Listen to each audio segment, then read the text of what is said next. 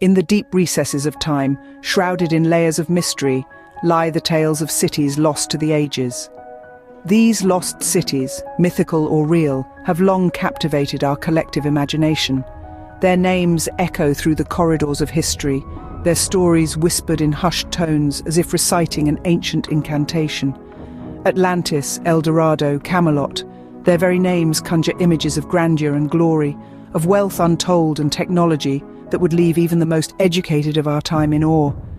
Yet beneath this veil of legend and lore, the reality of these lost cities may be far more mundane.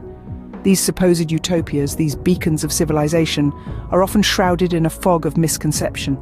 Take, for instance, the fabled grandeur of these cities, the towering spires, the gleaming streets, the architectural marvels that defy the constraints of their time. Yet such splendor is more a product of our imaginations than historical fact. The cities of antiquity, even those lost to time, were as diverse and complex as our own, bearing the marks of social inequality, political strife, and the relentless march of time. And what of the supposed wealth these cities possessed? Tales of streets paved with gold, of riches that would dwarf the treasuries of today's wealthiest nations. Again, we find that reality may be less glamorous. While these cities may have been prosperous, their wealth was likely comparable to that of other contemporary civilizations.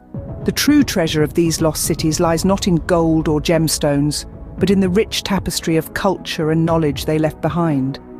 Lastly, we come to the notion of advanced technology, flying machines, energy sources unknown to modern science, inventions that would seem alien to us today. While it's true that ancient civilizations were capable of remarkable feats of engineering and innovation, attributing them with technology beyond their time is a leap too far. But how much of what we know about these lost cities is fact, and how much is mere myth? Let's delve into the enigma of the past and unmask the truth.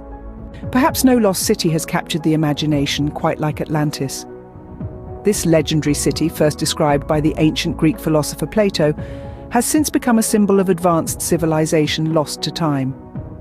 Plato's tale of Atlantis is a story of a utopian society, a city of gold and silver, with walls adorned by precious gems. It was a civilization said to be so advanced that it was unrivaled in its time. The Atlanteans were described as a noble and powerful people, whose wisdom and prosperity were a testament to their advanced knowledge and technology. But where was this magnificent city located? Theories abound.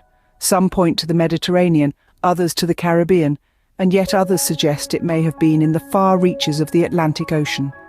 Each theory, each location stirs the imagination and fuels the enduring allure of Atlantis. However, despite the enticing tales and endless speculation, the scholarly consensus leans towards a less romantic interpretation. Many believe that Atlantis was not a literal city, but a metaphor, a creation of Plato's philosophical mind. Plato, after all, was known for using allegories to convey deeper truths. In the case of Atlantis, it is believed that Plato used the story as a cautionary tale. The city's supposed downfall, despite its advanced civilization, was said to be a result of its people's hubris and moral decay. This interpretation suggests that Atlantis was a metaphorical warning against the dangers of unchecked power and the inevitable fall that comes with moral corruption. But as with all things lost to time, the truth remains elusive. The story of Atlantis continues to captivate, its mystery unsolved, its location undisclosed. Was it a city of advanced civilization swallowed by the sea, or merely an allegorical tale woven by one of history's greatest philosophers? As we delve deeper into the annals of history, we may yet uncover more clues.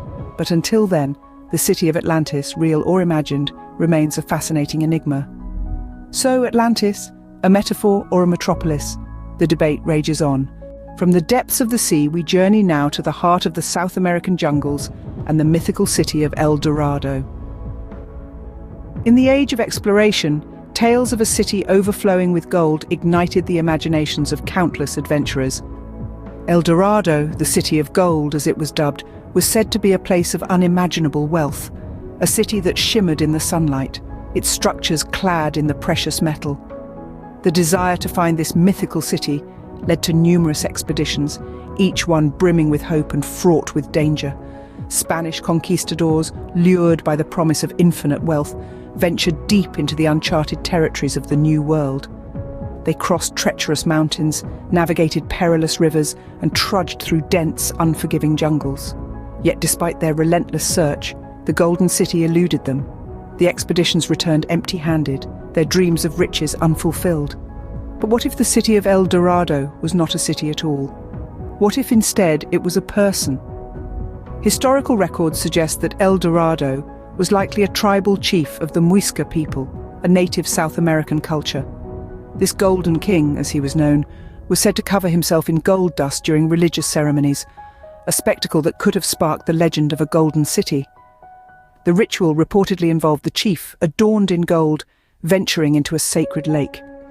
As he emerged, the sunlight would catch the gold dust on his skin, creating an ethereal glow that could be seen from a distance. This radiant image, coupled with the Muisca's fondness for gold artifacts, may have given birth to the legend of El Dorado. So the city of gold that many risked their lives for was likely never a city at all. Instead, it was a tradition, a person, a symbol of the spiritual wealth of a culture. The quest for El Dorado, then, is a testament to the power of myth, the allure of gold, and the lengths to which we will go in pursuit of our desires. El Dorado, a city or a golden king? The line between myth and reality blurs. From the jungles we travel now to the misty lands of Britain and the legendary court of King Arthur, Camelot. Our journey takes us through time to a realm where knights in shining armour and magical swords were the order of the day. Camelot, the court of King Arthur, is a name that resonates with tales of valiant knights, the famous Round Table, and the magical Excalibur. It's a place where honour, chivalry and justice were more than just ideals, but the very fabric of society. The tales tell us of a grand castle perched high atop a hill, its spires reaching out to the heavens. This was the home of King Arthur, his Queen Guinevere, and his faithful knights, each one a paragon of virtue and bravery. The Round Table, where these knights gathered, was a symbol of equality, where no one knight was considered superior to another, reflecting the egalitarian ideals of this legendary court. But let us step back from the tales for a moment, and look at this through the lens of history and scholarship. The grandeur of Camelot, as depicted in the tales, is likely a product of romantic embellishment over the centuries. Scholars suggest that if Camelot did exist, it was probably not a towering castle, but rather a small fort. The Britain of Arthur's time, after all, was a land of many small warring tribes, each with its own stronghold. Camelot, then, would have been one among many such forts. Yet does this make the legend any less enchanting? Does the possibility that Camelot was a humble fort rather than a grand castle diminish the tales of King Arthur and his knights? Not at all. The essence of Camelot lies not in its physical form, but in the ideals it stood for: justice, equality and honour. These are values that transcend time and space and continue to inspire us today. Camelot? A grand castle or a humble fort? The past holds its secrets close. These lost cities, real or imagined, hold a mirror to our fascination with the unknown. As we journeyed through the enigmatic realms of Atlantis, El Dorado and Camelot, we have seen the intertwining of myth and reality. Each city, whether submerged beneath the sea, gilded in gold, or the court of a legendary king, has spun captivating tales that have lived on for generations. The allure of Atlantis, thought to be a utopian civilization lost to the depths of the sea, continues to captivate us. Yet, it's important to remember that it was first and foremost a tale spun by the philosopher Plato. His metaphoric city, designed to illustrate his philosophical ideals, has been transformed into a literal lost city in our collective imagination. Moving on to the golden city of El Dorado, we once again encounter the human penchant for embellishment. Originally, El Dorado was not a city, but a tribal chief who was said to cover himself in gold dust for rituals.